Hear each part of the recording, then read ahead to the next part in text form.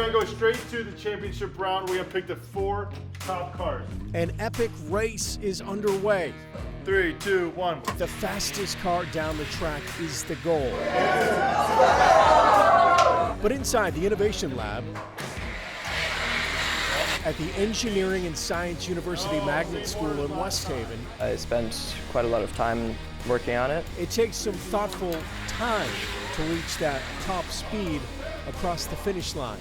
They bring me their designs, and then I teach them how to use the tools, how to take those designs and actually make a real prototype come alive. Students like Aaron Odney Signer backed his strategy with science. It's a loose model of an F1 race car, and we thought that it would be the most aerodynamic.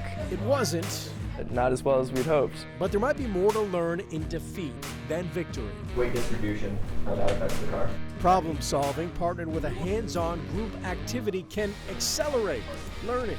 How did the curriculum come alive? How was it incorporated to like a real-world challenge? Action-based education and training for the next generation of engineers, scientists, and leaders. These subjects are really interesting and they're fun, as you can see from today, so it makes it for a really unique experience as a student.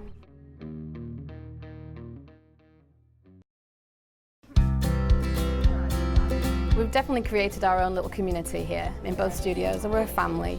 And this vibrant family Yellow, green, blue. is welcoming some new critters into the fold.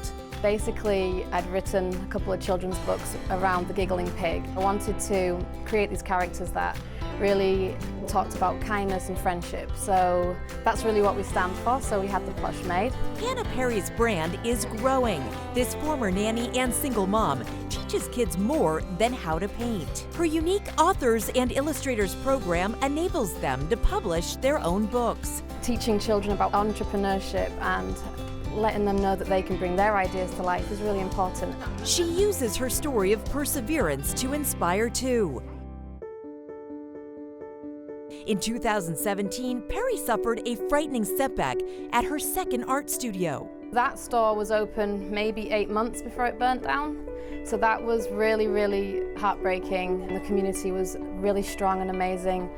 We opened in 24 hours in a new location. It really shows the kids that, even in the worst of situations, you can definitely come out on top.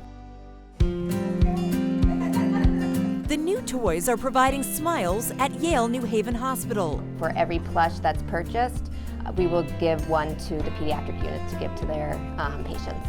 And this space helps growing kids find compassion and confidence.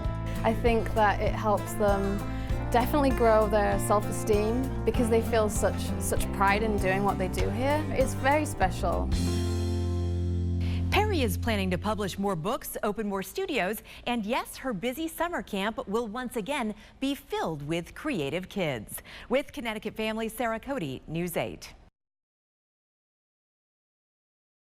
Out of the box, out of the classroom, and into the woods. It's the sophomores, the juniors, the freshmen getting ready for next year, getting the leaders ready to work together in a non-traditional setting. Instead of sitting in conferences, this activity is called the Give and Take. The Connecticut Association of Student Councils is getting creative. We're trying to approach leadership in something that really hasn't been seen in Connecticut before. Teamwork. I think it teaches a lot of leadership skills. It's a great way to connect with other schools. Togetherness. Encourage each other. Some positive feedback is always great. Problem solving as a group. You kind of have to take and give the rope. So it's kind of like teamwork, and I think I tugged on it a little bit too much. The only way to solve the task is to communicate effectively. Your partner still has a couple steps. Communication is very important in a lot of aspects of life. We talk to other schools, we can get other ideas, get to know other people. Then these young leaders from schools all across the state can take the insight they gained back to hallways and homerooms at their own schools. The hope is that this is going to give them that skill set that when they get back to the school that they can work with diverse student groups within the building. Scott McDonald, News 8.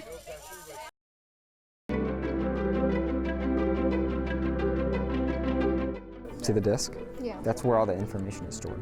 It's a hyper-focused start into a future career that starts at Newington High School. In sophomore year, I was basically just floating around, not knowing what I was going to do. And then I entered the academy junior year, and it's been a rocket since then. NHS offers 6 career academy programs. 640 gigabytes. Think of it as a deep dive into a career path, like information technology and digital innovation. I made a class, a Principles of IT class, that is specifically for exploring all of the different worlds of technology. Are you a graphic designer? Are you better as an IT computer maintenance person? Or do you like to code? Writing code was something that sounded good to Ryan Sharp. It's crazy how accurate the mapping is. A big part of the program is connecting students to local companies through job shadows, internships, and guest speakers. It's a symbiotic relationship for businesses like Kelser Corporation, an IT and cybersecurity company, and one of the school's Partners of the Year. We're seeding our own industry. You know, we're creating those opportunities for us to have recruits someday. Maybe it's not my company, it's maybe another company. One of those possible future superstar recruits? This is the color pink.